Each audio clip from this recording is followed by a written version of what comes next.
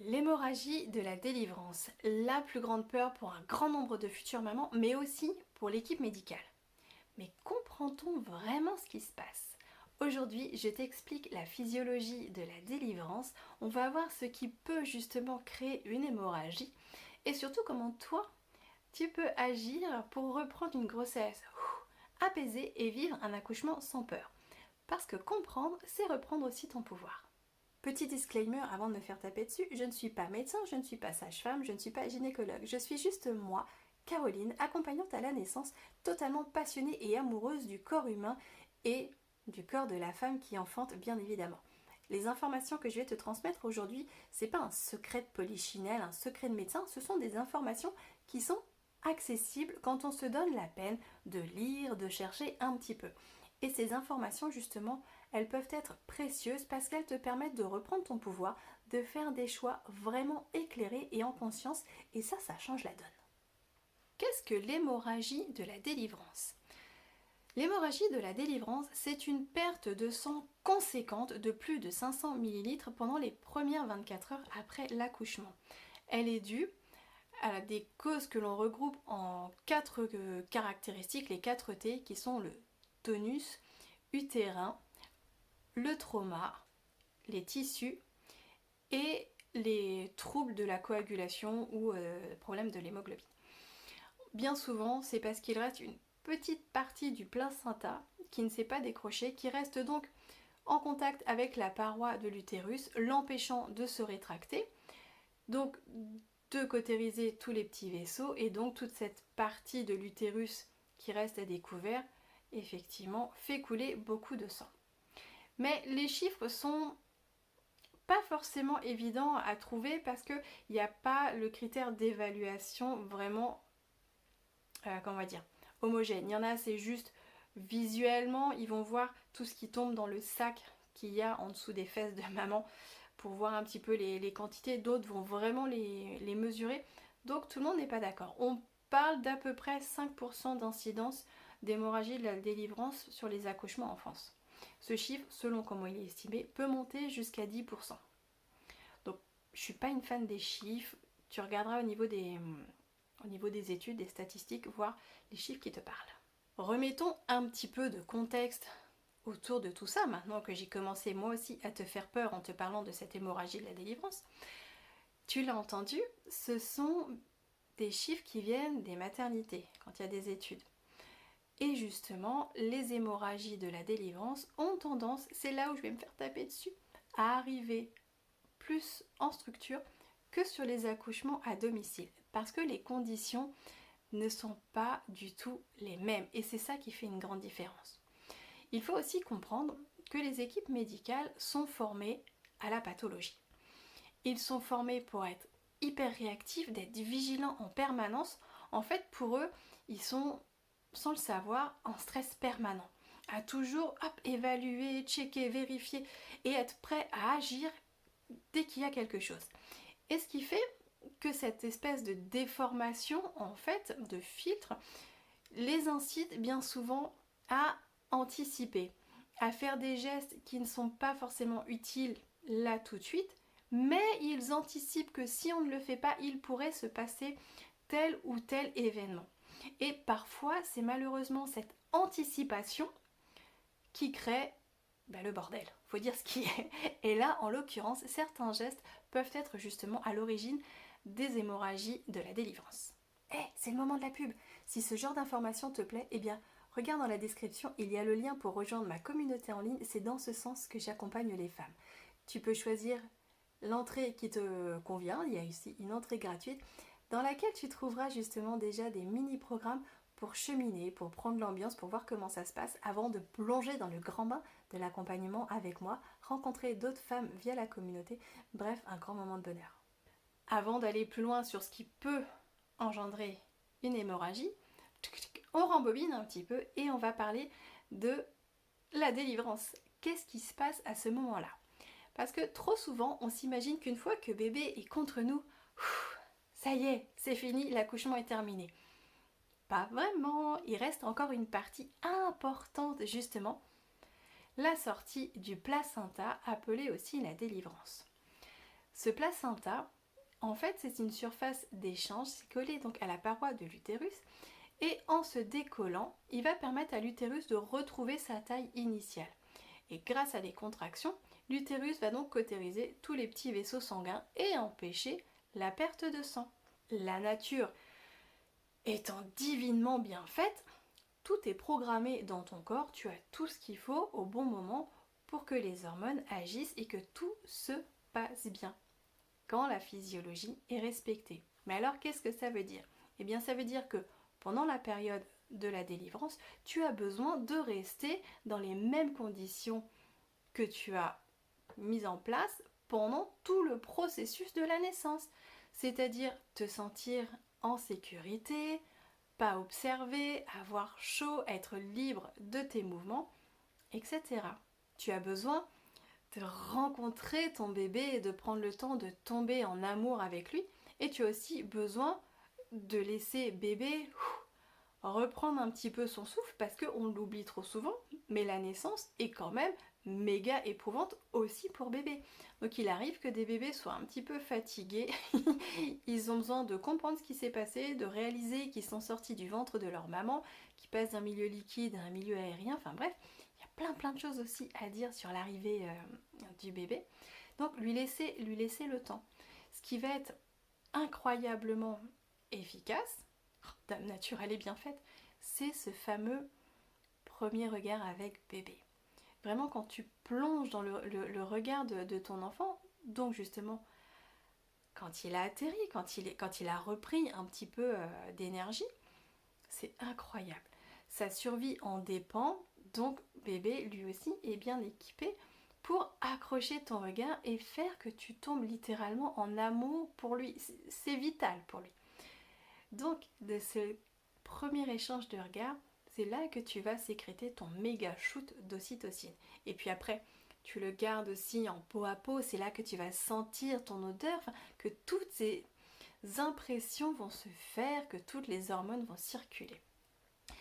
Et puis tu vas aussi avoir la première tétée. Alors que tu veuilles allaiter ou pas, le problème il est même pas là. C'est que la succion de ton bébé sur tes tétons va elle aussi stimuler la production d'hormones.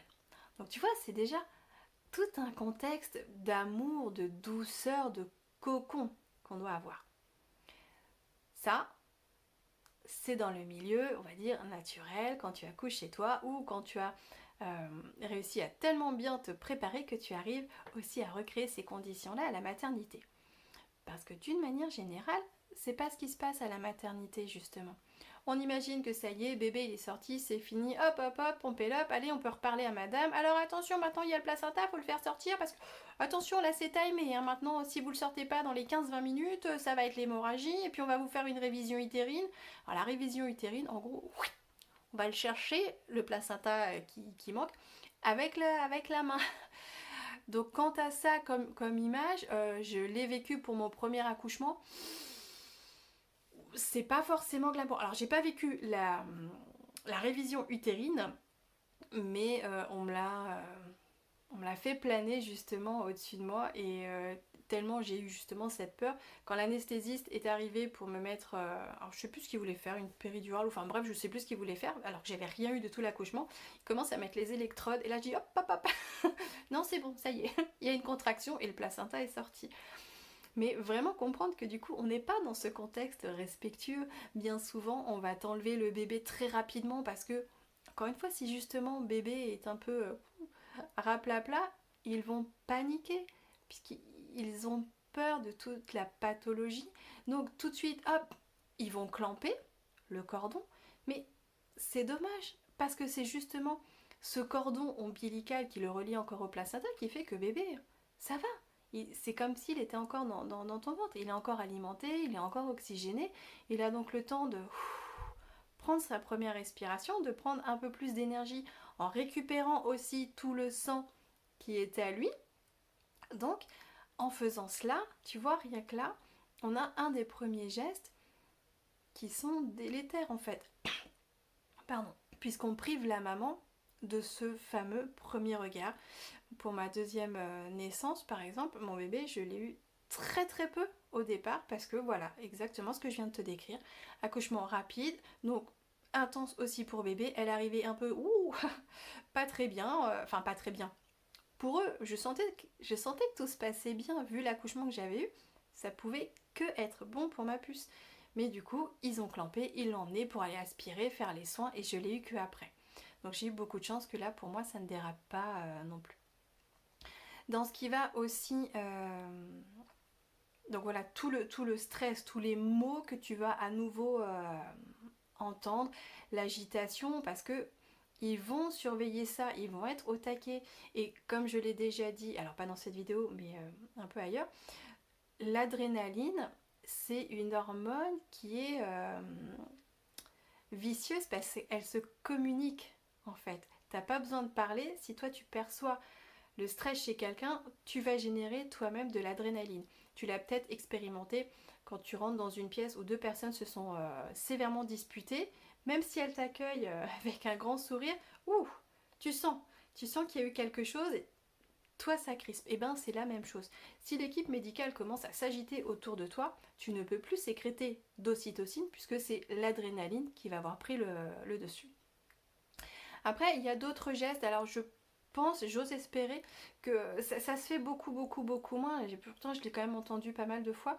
Le fameux massage utérin.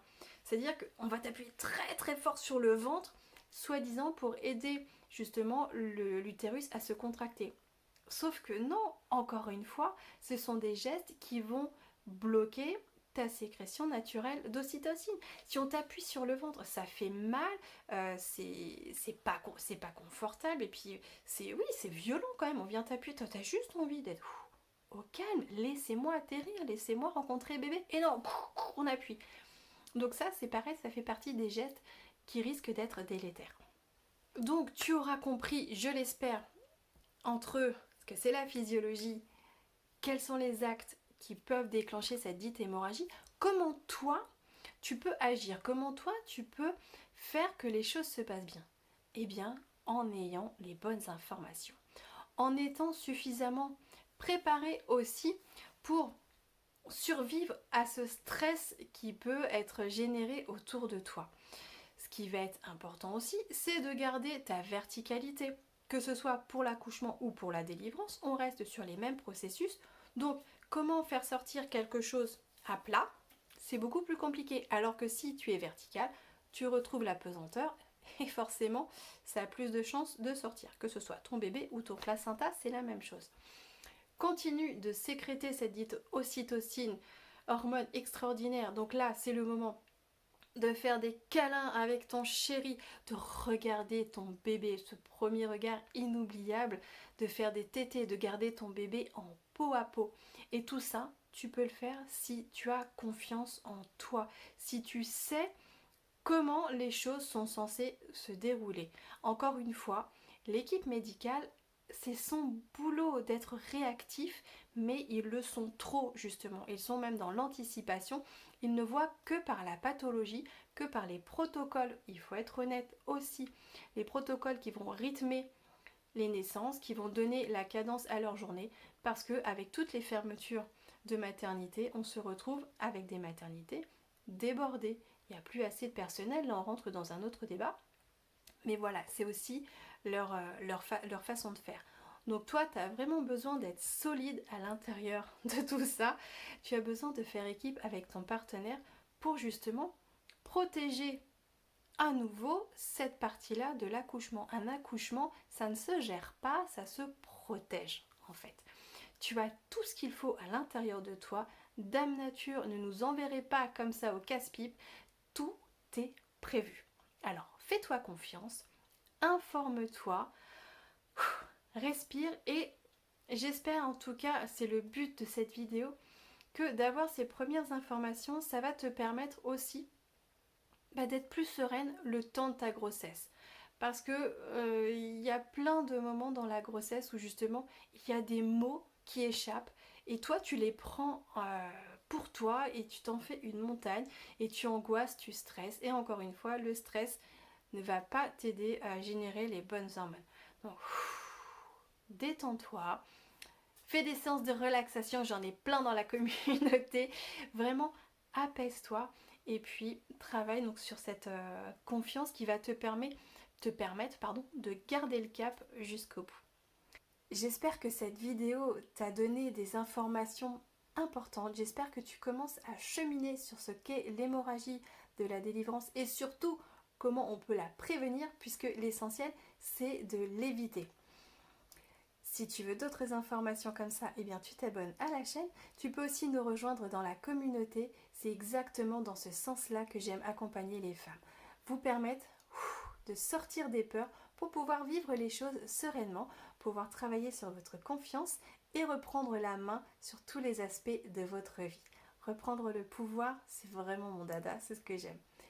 Je te souhaite une belle grossesse, un bel accouchement, une belle délivrance et je te dis à très bientôt. Bye bye!